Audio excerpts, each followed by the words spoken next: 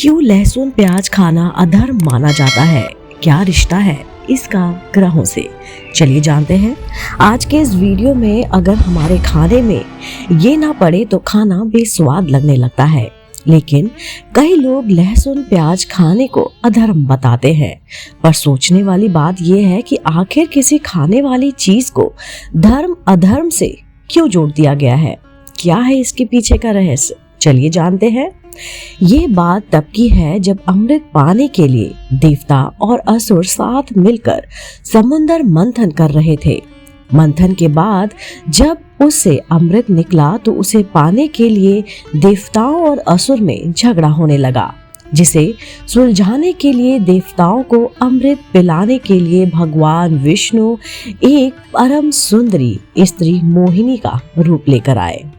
कहते हैं मोहिनी की खूबसूरती ऐसी थी कि जो भी उसे देखता था वो सब कुछ भूल जाता था, और इसी बात का फायदा देवताओं ने भी उठाया। मोहिनी की सुंदरता देखकर असुर खुद पर काबू न रख पाए और उन्होंने मोहिनी से पूछा, आप कौन है सुंदरी? लगता है आप ही हमारे इस झगड़े का निपटारा कर सकती हैं। तब मोहिनी ने कहा, अच्छा होगा अगर आप लोग इसे खुद ही आपस में बांट लें। लेकिन मोहिनी की सुंदरता का जादू सभी के सिर चढ़कर बोल रहा था। असुर इस बात पर डट गए कि अब आप ही के हाथों से हम इस अमृत को ग्रहण करेंगे। देवताओं और असुरों को अमृत पिलाने के लिए मोहिनी ने उन्हें एक लाइन में खड़ा कर दिया और सबसे पहले देवताओं को अमृत पिलाना शुरू कर दिया।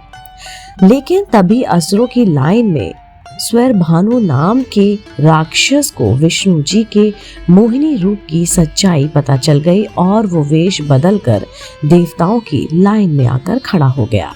जैसे ही मोहिनी उसे अमृत देने के लिए आगे बढ़ी, स्वर भानु का सच उसके सामने आ गया। यह देखकर सभी देवता गुस्से से आग बबूला हो गए और तब क्रोध में आकर भगवान विष्णु ने अपना सुदर्शन चक्र स्वर भानु पर छोड़ दिया, जिसकी वजह से उनके शरीर के 2 हिस्से हो गए।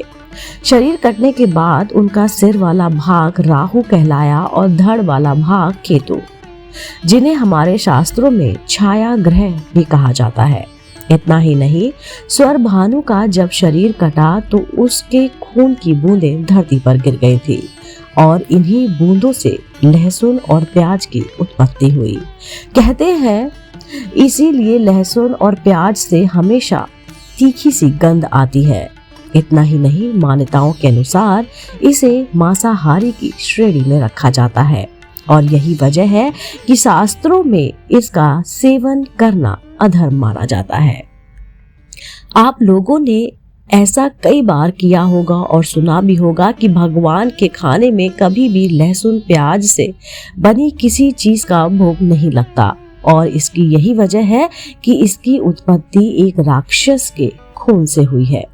लेकिन वही दूसरी ओर कुछ लोगों का ये भी मानना है कि राहु केतु के शरीर में अमृत की कुछ बूंदें पहुंच गई थी, इसलिए उसमें रोगों से लड़ने की क्षमता पाई जाती है। यानी कि बीमारियों के लिए ये संजीवनी बूटी के समान काम करती है।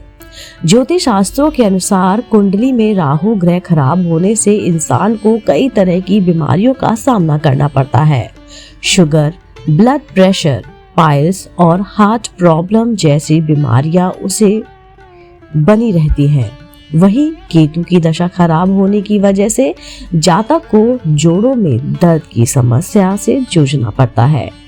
दोस्तों, अगर आप भी राहु केतु दोष से परेशान हैं तो तुरंत इन उपायों को अपनाकर आप अपनी मुसीबतों से छुटकारा पा सकते हैं, जिसमें से पहला उपाय है विष्णु जी के मंत्र का जाप।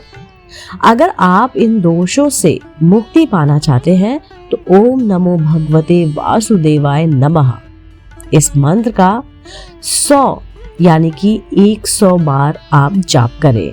सुबह स्नान आदि करने के बाद भगवान विष्णु की पूजा करें और उसे प्रार्थना करके इस मंत्र का जाप करें। आपकी सारी की सारी बीमारियां जल्द ही ठीक हो जाएंगी।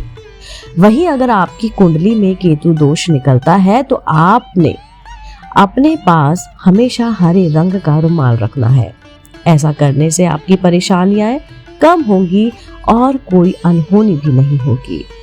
धार्मिक मान्यताओं के अनुसार रविवार के दिन कन्याओं को दही और हलवा खिलाना भी बहुत शुभ होता है। ऐसा करने से केतु के दोष दूर होते हैं और घर में सकारात्मक शक्तियों को प्रवेश होता है, जिसकी वजह से आपकी दिक्कतें कम होने लगती हैं। इसके अलावा अगर आप सक्षम हैं तो किसी गरीब कन्या का विवाह कराएं और उसके विवाह में सहयोग करें। आप इन दोषों से मुक्ति पा सकेंगे। ऐसा करने से राहु केतु का दुष्प्रभाव कम होता है। दोस्तों, उम्मीद करती हूँ आपको ये जानकारी कि क्यों है आखिर लहसुन प्याज खाना अधर्म, इनका ग्रहों से क्या रिश्ता है, जरूर पसंद आई होगी। अगर आप ऐसे ही धार्मिक पौराणिक कहानी कथाएं सुनना पसंद करते हैं तो आप मेरे चैनल आध्यात्मिक कहानियों को तुरंत से लाइक कीजिए, शेयर कीजिए और सब्सक्राइब कीजिए। मैं आपको मिलती हूँ जल्द ही इसी चैनल पर नई रोचक जानकारी और कहानियों के साथ। आप देख रहे थे आपका अपना पसंदीदा यूट्यूब चैनल आध्यात्मिक कहानियाँ।